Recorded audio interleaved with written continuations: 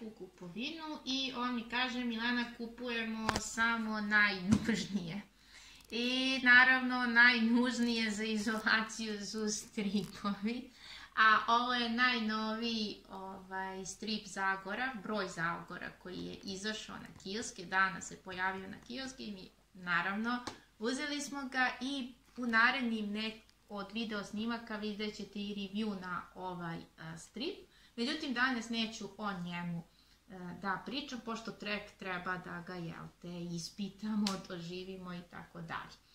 Ali ono o čemu ću danas da pričam su stripovi, ali dva starija stripa, dva starija broja. Izabrala sam Mr. No i Tex. Inače, Tex je jedan od mojih omiljenih stripova.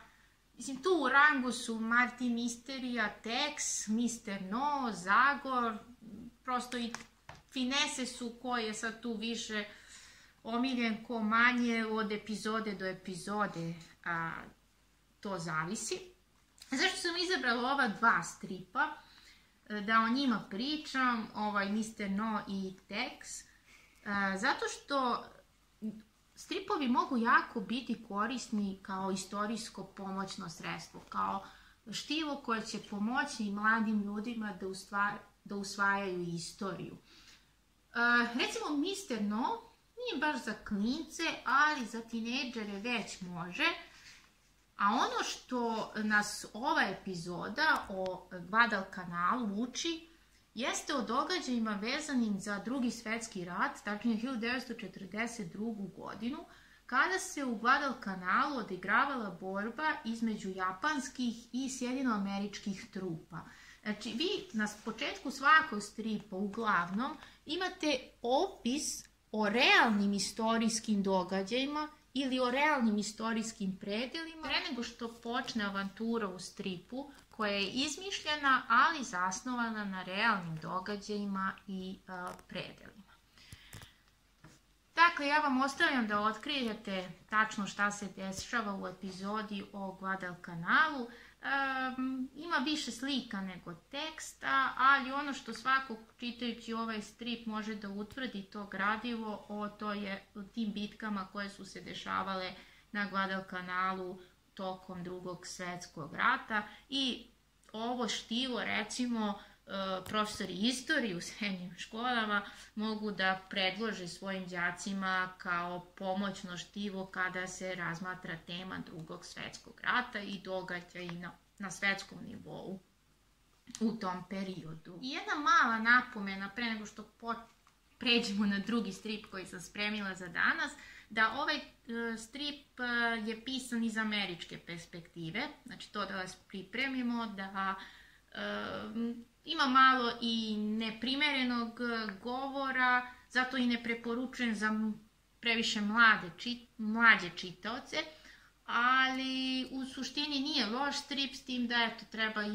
uzeti u obzir da je sve iz američke perspektive. Taj neprimeren govor je u cilju predstavljanja realistične situacije, jer poprilično možemo biti sigurni da su američki vojnici se tako izražavali po pitanju svojih neprijatelja, tako da u duhu prikazivanja što realističnije stvari to ima svoje opravdanje.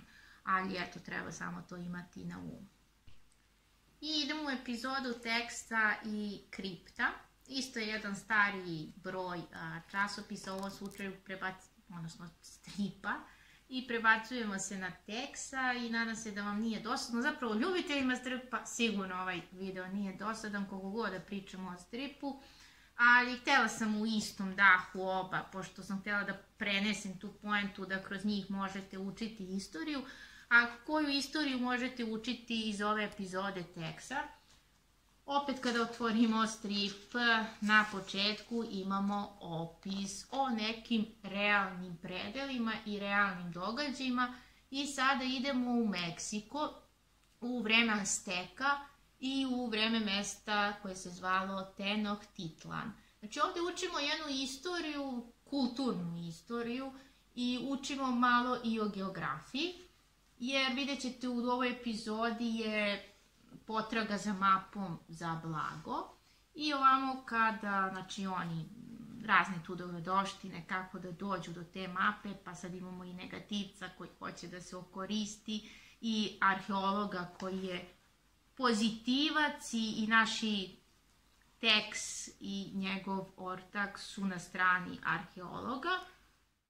Dakle, ako želite da vam dete postane zaljubljenik u istorijsko štivo, arheologiju, u nauku generalno, uključite im u štivo obrazovanje stripove. Znači, ovo je jedan tako sjajan način da kroz avanturu učimo nešto što inače smatramo jako suoparnim, dosadnim. Garantujem, kada kroz strip budete učili, odnosno kad djeca budu čitala strip i učila o tim mestima, znači mnogo bolje nego da su satima stojali nad nekom drugom istorijskom čitankom. Ne osporavam značaj istorijskih udžbenika i čitanka, samo smatram da je ovo jako dobro sredstvo da bude pomoćno istorijsko sredstvo. Tako da stripovi su jako korisni i kogod može da ih čita, čitajte ih u svakoj prilici i naravno oni su najnužniji kad je karantin u pitanju.